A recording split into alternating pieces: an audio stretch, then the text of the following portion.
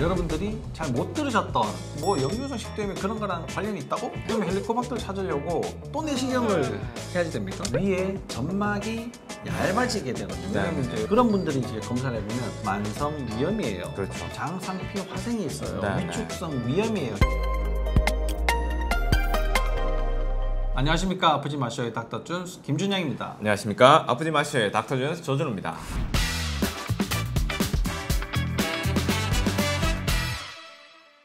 저희가 이제 지금 시리즈로 네. 3편까지 이제 얘기를 한 것 중에 여러분들이 잘 못 들으셨던 이제까지는 뭐 역류성 식도염이 그런 거랑 관련이 있다고?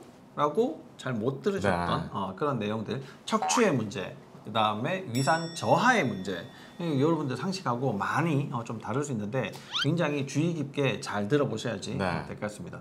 자, 여러 그런 문제들이 있을 때 그럼 어떻게 치료를 해야 되느냐, 이게 또 이제 관건일 것 같습니다.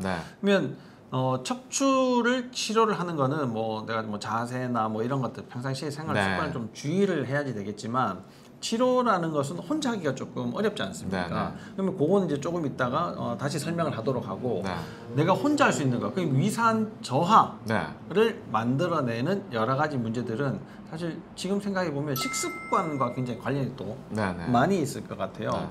그런 이제 뭐 척추의 문제나 위산 저하의 문제에 대해서 치료는 어떻게 해야지 될 건가? 오늘 이 시간에 다시 한번 얘기를 해보도록 하겠습니다.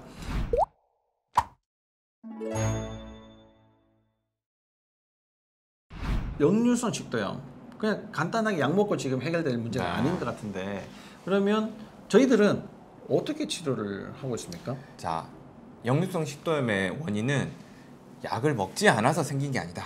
특히 제산제를 먹지 않아서 생긴 게 아니고 결국 조인근의 문제다.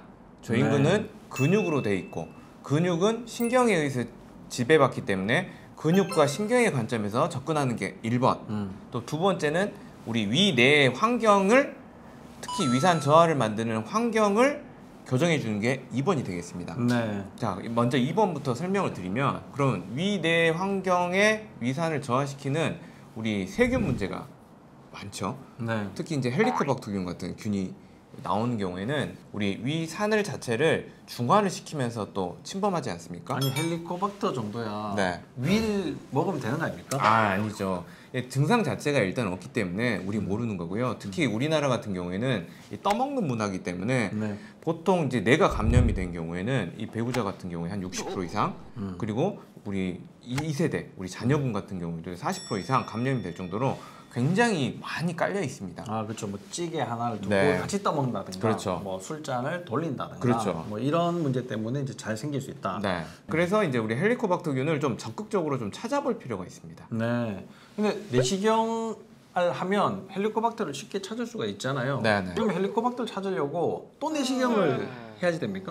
근데 굉장히 어렵지 않습니까? 또 우리 건강검진할 때 보통 내시경이 무서워서 안 가지 않습니까?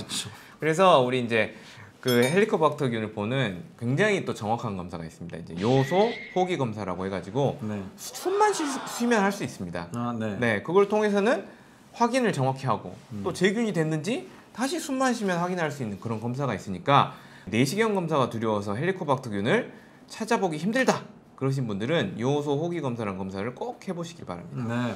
그럼 검사를 해서 헬리코박터가 있으면 헬리코박터를 빨리 이제 치료를 해야지 되고, 위산이 잘 안 만들어지는 환경, 그러니까 뭐 위산을 만들어내는 기능 자체가 망가졌지 않겠습니까? 그건 그럼 어떻게 치료를 하게 됩니까? 자, 위산에 나와라 우리 생각한다고 나옵니까? 안 나오죠. 자, 그런 것들은 결국에 우리 몸에 들어오는 어떤 자극에 대한 반응이 센서가 읽게 되면 신경을 통해서 척추로 들어가겠죠. 그래서 이제 위에서 우리 소화와 관련된 중추신경에서 야, 그러면 위산을 내보내라, 이렇게 자기들끼리 돌아가는 자율신경 시스템이거든요. 전편에서 설명드렸듯이 이 자율신경 시스템이 어디서 나오냐? 상부 흉추, 그러니까 등 쪽에서 나오기 때문에 우리 등 쪽에 우리 검사, 특히 엑스레이를 좀 찍어보시면 좋을 것 같아요. 근데 보통 보면은 대부분 일자목에 등도 펼쳐져 있거나 아니면 또 등에 이렇게 척추들이 돌아가 있는 경우들이 많지 않습니까? 꺾여 있거나 뭐 이런 문제들이 많이 있죠. 그런 게 사실 오랫동안 누적이 되면 제일 문제가 위에 점막이 얇아지게 되거든요. 왜냐면 이제 회복이 잘 안 되기 때문에 얇아지게 되는데, 이게 우리가 먹고 있는, 우리가 하고 있는 이런 식습관의 네네. 그런 나쁜 행동들 때문에도 생길 수가 있습니다. 네.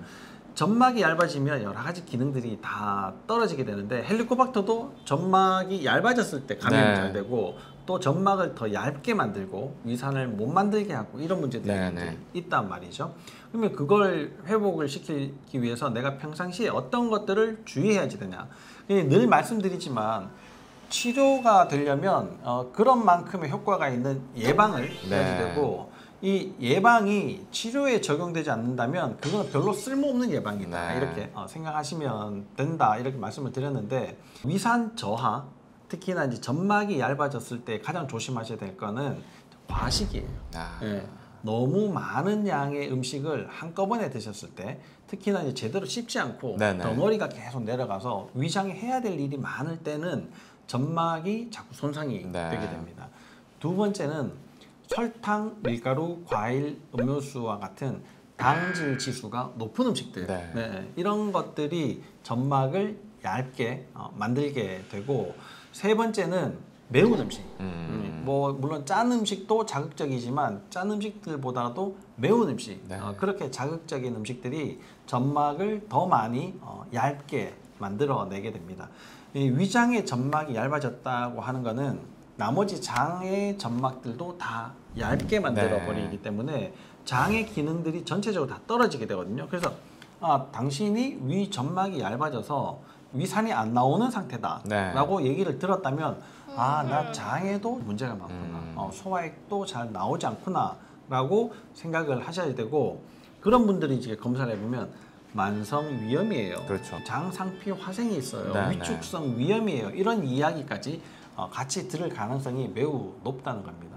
물론 나는 그런 증상이 최근에 뭐 조금 있었어요. 예전에는 없었는데 이런 분들은 내시경에서 뭐 그냥 간단한 위염이 나올 가능성이 많지만 자주 반복적으로 있었던 분들은 위장의 상태도 굉장히 문제가 많을 가능성이 있고, 위장에 문제가 많으면 위산이 부족하기 때문에 역류성 식도염까지 이어질 가능성도 매우 높다. 이렇게 얘기를 또 해드릴 수가 있을 것 같습니다. 그래서 여러분들이 역류성 식도염이 있다 그러면 아까 말씀드린 1, 2, 3 그걸 조심하셔야 되고 1, 2, 3를 조심하시면 역류성 식도염도 충분히 예방할 수 있다. 이렇게 또 말씀을 드릴 수가 있겠네요.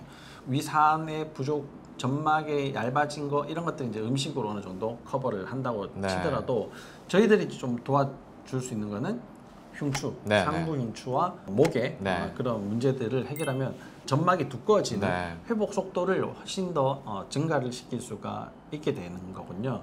그러면 자연스럽게 역류성 식도염이 치료가 되겠네요, 그죠? 많은 부분들이 좀 해결되지 않을까 예상해 볼 수 있습니다. 이 역류성 식도염으로 고생을 심하게 하시는 분들은 뭐 그닥 없어요.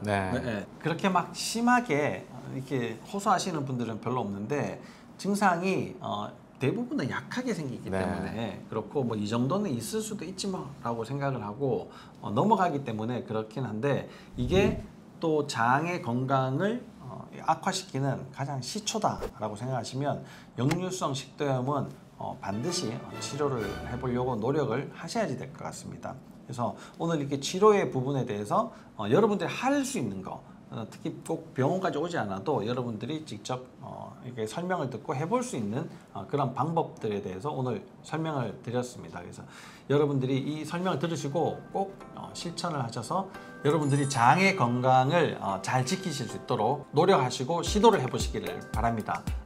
다음에 영상에서는 좀 더 좋은 내용으로 여러분들을 찾아뵙도록 하겠습니다.